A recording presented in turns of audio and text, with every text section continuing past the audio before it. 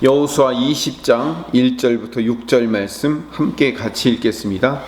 여호와께서 여호수아에게 말씀하여 이르시되 이스라엘 자손에게 말하여 이르기를 내가 모세를 통하여 너희에게 말한 도피성들을 너희를 위해 정하여 부지 중에 실수로 사람을 죽인 자를 그리로 도망하게 하라. 이는 너희를 위해 피해 보복자를 피할 곳이니라. 이 성읍들 중에 하나에 도피하는 자는 그 성읍에 들어가는 문 어귀에 서서 그 성읍의 장로들의 귀에 자기의 사건을 말할 것이요 그들은 그를 성읍에 받아들여 한 곳을 주어 자기들 중에 거주하게 하고 피해 보복자가 그의 뒤를 따라온다 할지라도 그들은 그 살인자를 그의 손에 내주지 말지니 이는 본래 미워함이 없이 부지 중에 그의 이웃을 죽였음이라. 그 살인자는 회중 앞에 서서 재판을 받기까지 또는 그 당시 대제사장이 죽기까지 그 성읍에 거주하다가 그 후에 그 살인자는 그 성읍 곧 자기가 도망하여 나온 자기 성읍 자기 집으로 돌아갈지니라 하라 하시니라. 아멘. 자, 도피성은 하나님의 계획입니다. 모세 시대에 이미 도피성이 하나님의 계획 안에 있었어요. 가나안 땅에 들어가서 도피성을 이렇게 세워라 라고 민수기에 아직 광야에 있었을 때 이미 하나님의 계시로 모세에게 명령하신 겁니다. 그리고 오늘 여호수아 20장에서 그 도피성이 실제로 이루어지도록 모세에게서 받은 내용을 반복해서 명령하고 이스라엘 백성들에게 전달하는 겁니다. 2절을 보면 그 내용을 압축 요약하고 있습니다. 다시 읽어볼까요? 2절 이스라엘 자손에게 말하여 이르기를 내가 모세를 통하여 너희에게 말한 도피성들을 너희를 위해 정하여. 모세에게 먼저 말했던 거예요. 그것을 다시 정하여 말한다는 거죠. 도피성이 필요한 이유가 뭘까요? 이스라엘 백성들의 땅을 제비에 뽑을 때 레위인들의 땅은 유업으로 받지 못합니다. 그래서 12지파 형제들이 각각 자기들이 받은 땅에서 성을 몇 개씩 내줘요. 십시일반으로. 그래서 그렇게 내준 성이 전부 다 48개의 성이에요. 그 48개의 성에 레위인들이 나누어서 살고 있는데 그 중에 가나안 동쪽의 3개, 가나안 서쪽의 3개, 그래서 6개를 도피성으로 정합니다. 그래서 도피성은 실제로 레위인들의 성 48개 중에 하나예요. 그러니까 레위인들이 살고 있는 성인 거죠. 요단강을 기준으로 가나안 서쪽의 3개, 가나안 동쪽의 3개가 만들어져요. 그래서 지도상으로 보면요, 그 6개의 도피성의 거리가 기가 막히게 정해져 있어서 가나안 지역 전체에서 동서남북으로 직선거리로 반나절이면 그 성에 닿을 수 있도록 다 배치를 해놨어요. 가까운 데다. 그래서 균형 있게 그렇게 맞춰놨고 가나안 안에 살고 있는 사람들은 동쪽에 살든 서쪽에 살든 누구든지 내가 무슨 일이 생기면 도피성 안으로 반나절 안에 얼른 도망가서 도피할 수 있는 성인 거죠. 그 유대인들의 전례에 따르면 이 도피성으로 가는 길은 봄이 되면요, 이스라엘 남자들이 전부 다 1년에 한 번씩 모여가지고 빗자루, 곡괭이, 삽 이런 걸 들고 나와서 그 도피성으로 가는 길을 다 보수하도록 그렇게 전례가 되어 있어요. 그러니까 도피성으로 도망가는 사람들이 풀이나 나뭇가지 같은 거에 걸려서 넘어지지 않도록 길을 보수하는 거죠. 그리고 중간중간에 피난처라는 팻말을 다 적어놓고 그 팻말이 잘 보일 수 있도록 나뭇가지를 꺾어놓고 잘라놓고 다 보수 작업을 했는 거예요. 왜? 사람들이 얼렁얼렁 보고 빨리 도망갈 수 있도록 하는 거죠. 누구든지 위급하고 다급한 상황에서 언제나 도피성으로 빨리 도망갈 수 있도록 만든 거죠. 그리고 이 6개의 도피성은요, 지형적으로 높은 산의 중턱에 자리 잡고 있어요. 왜 산 중턱에다가 이 성들을 세우고 그 성에 도피성으로 만들었냐면 이스라엘 사람들의 인식에 높은 곳 하면 실제로 높다는 개념보다는 안전하다라는 개념을 갖고 있어요. 예를 들어서 신명기 33장 29절에 보면 이스라엘이여 너는 행복한 사람이로다. 여호와의 구원을 너같이 얻은 백성이 누구냐. 그는 너를 돕는 방패시요 내 영광의 칼이시로다. 내 대적이 내게 복종하리니 내가 그들의 높은 곳을 밟으리로다. 그 높은 곳을 밟는다. 그들의 안전한 곳을 네 발로 밟겠다. 이 얘기를 하는 거죠. 또 하나 사무엘하 22장 33절 34절에 보면 하나님은 나의 견고한 요새이시며 나를 안전한 곳으로 인도하시며 나의 발로 암사슴 발같게 하시며 나를 나의 높은 곳에 세우시며, 높은 곳에 세운다는, 안전한 곳에 세운다는 거죠. 그래서 높은 곳에 세웠다라는 의미가 안전한 곳에 세웠다라는 의미가 되는 거죠. 유대인만 들어갈 수 있는 게 아니라 나그네, 과부, 이방인, 심지어는 종들일지라도 사람은 잘못해서 죽이거나 죄를 지은 사람들은 정당한 재판을 받을 때까지 피신할 수 있는 곳이 도피성이에요. 그 피신을 시켜주고 일정한 장소에 일정한 집을 주어서 먹고 살 수 있도록까지 만들어줘요. 이스라엘 사람들에 있어서 이게 복지 정책이었죠. 그 당시에. 저기만 들어가면 어떤 사람이 있는지 죄를 지었다고 할지라도 안전하게 피할 수 있다. 물론 가서 어떤 죄를 지어도 피하고 거기서 뭐 마음껏 살다가 죽을 수 있다는 건 아니에요. 재판을 받을 때까지, 정당한 정식 재판을 받을 때까지 안전하게 살 수 있는 거죠.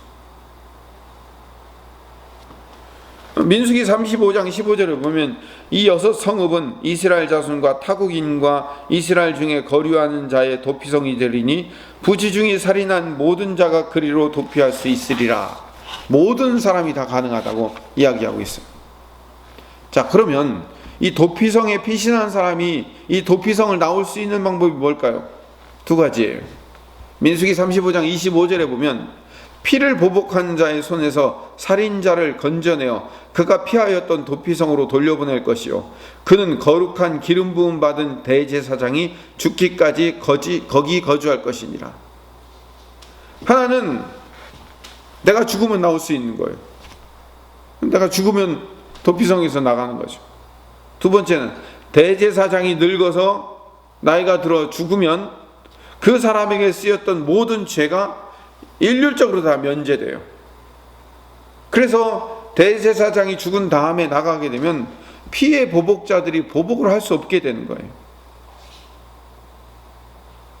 내가 죽어 나가든지 아니면 대제사장이 죽고 나가든지. 어디서 많이 듣는 소리 아니에요? 이 도피성은요 예수님에 관한 이야기예요. 우리는 우리의 죄를 짓고 말미암아 죽을 수밖에 없는 죄인이에요. 우리의 끝은 뭐예요? 사망과 심판과 멸망이라고요. 이 사망과 심판과 멸망을 피할 수 있는 방법이 뭐죠? 내가 죽는 거예요. 근데 영원히 죽을 수가 없는 게 문제죠. 근데 2번째는 내 대신 대제사장이 죽으면 되는 거예요. 모든 성경의 이야기는요 결국 예수님에 관한 이야기로 풀릴 수 있어요. 이거를 구속사적 해석이라고 부르는 거예요. 도피성은 그런 의미에서 오실 예수님에 관한 상징적인 이야기예요. 도피성의 신약적인 의미는 예수 그리스도의 구원 이야기예요. 대제사장이신 예수님께서 죽으시면 모든 살인자들이 구원을 받고 모든 피의자들이 용서함 받는다는 이야기. 성경은 이렇게 요소요소의 예수님 이야기를 보물찾기 하듯이 숨겨놨어요. 보물찾기라고 해서 아무도 찾을 수 없는 게 아니라 누구나 찾을 수 있도록 만들어 놓은 보물찾기죠. 신명기에 이야기가 하나 등장해요. 2 사람이 나무를 하러 산에 올라가요. 근데 한 사람이 도끼가 정비가 잘 안 돼서 도끼 머리를 고정하는 쐐기가 빠져 있는 줄을 몰랐던 거예요. 도끼 자루가 헐렁한 걸 모르고 내리 찍었는데 도끼 머리가 그냥 자루에서 쑥 빠져갖고 공중으로 확 날아가다가 옆에 같이 나무로 하러 온 사람의 머리에 탁 맞았는데 이 사람이 퍽 하고 쓰러져서 죽었네요. 신명기 19장에 나오는 이야기예요. 고의로 사람을 죽인 게 아니죠. 이걸 과실치사라고 그러죠. 우리 지금 법도요 살인죄와 과실치사는요 굉장히 형량이 달라요. 근데 이 도피성의 법과 반대되는 법이 뭐냐면 동해보복법이라고 해요. 어떤 사람은 동행보복법이라고도 불러요. 동해, 같은 해를 받게 되면 보복, 같은 만큼만 보복을 해라. 이 동해보복법이죠. 신명기 19장 21절에 내 눈이 긍휼히 여기지 말라. 생명에는 생명으로, 눈에는 눈으로, 이에는 이로, 손에는 손으로, 발에는 발로이니라. 이게는 잔인하게 똑같은 해를 입혀야 된다는 의미가 아니에요. 이게 긍휼의 법이라고요. 한 사람이 다른 사람의 눈을 상하게 했으면 사람은 죄성을 가졌기 때문에 이 당한 사람이 힘이 세면 어떻게 될까요? 그 사람을 더하게 보복을 하겠죠. 한쪽 눈뿐만 아니라 다른 눈까지 뽑을 거예요. 그래서 눈에는 눈, 이에는 이라는 얘기는 원래 무자비한 법이 아니라 인간의 죄성을 이해하고 정해주긴 합리적인 법이며 자비의 법이에요. 네가 당한 만큼만 해. 더 이상 보복하는 건 하지 마. 이 얘기예요. 제가 전에도 말씀드렸죠. 창세기 4장에 가인의 후예 중에 라멕이라는 사람이 등장해요. 창세기 4장 23절에 보면 라멕이 아내들에게 이르되 아다와 실라여 내 목소리를 들으라. 라멕의 아내들이여 내 말을 들으라. 나의 상처로 말미암아 내가 사람을 죽였고 나의 상함으로 말미암아 소년을 죽였도다. 가인을 위하여는 벌이 7배일진데 라멕을 위하여는 벌이 77배로이로다. 아내들한테 자랑을 하는 거예요. 내가 상처를 받았는데 내가 그 사람을 죽였어. 내가 상함을 입었는데 내가 그 소년을 죽였어 라고 자랑을 하는 거예요. 가인의 벌은 7배라면 이 라멕의 벌은 77배래요. 라멕의 죄는요, 사람이 보복할 때 얼마나 무식하게 보복하고 힘의 논리로 사는가. 이 소위 말하는 갑질이라고 하죠. 갑질. 도피성은 갑질을 막기 위해 세운 성이에요. 세상의 갑질로부터 도망하기를 원하는 자들이 피할 수 있는 성. 자, 근데 한 가지만 보고 정리를 합시다. 과실로 인해서 사람을 죽이고 도망한 사람은 착한 사람이고, 그 사람을 보복하기 위해서 죽이겠다고 쫓아가 달려가는 사람은 나쁜 사람이에요? 아니죠. 성경의 도피성법은요, 억울한 사람을 구제하는 법 이상의 의미가 또 있어요. 도피성의 법을 쫓는 사람이나 아니면 가족이나 이웃의 원수를 갚기 위해서 동해보복법을 따르기 위해서 그 원수를 원수라기보다는 내 이웃이나 내 형제나 내 가족을 죽인 사람을 가서 죽이기 위해서 가는 사람이나 둘 다 본질상 죄인인 거예요. 의인은 없나니 하나도 없다라고 되어 있는 거죠. 내 가족이 죽었을 때, 과실치사로라도 죽었을 때 내가 가서 그를 죽여야 돼요. 왜? 성경에 눈엔 눈으로, 이에는 이에로, 생명은 생명으로 뺏어야 되기 때문에 그게 법이었어요. 그렇기 때문에 둘 다 본질상 죄인인 거예요. 사과나무에 사과가 달리지 않았다고 사과 안 달렸네? 저거 배나무네? 이렇게 할 수 없잖아요. 열매가 달리지 않았어도 사과나무는 사과나무라고 부르는 거예요.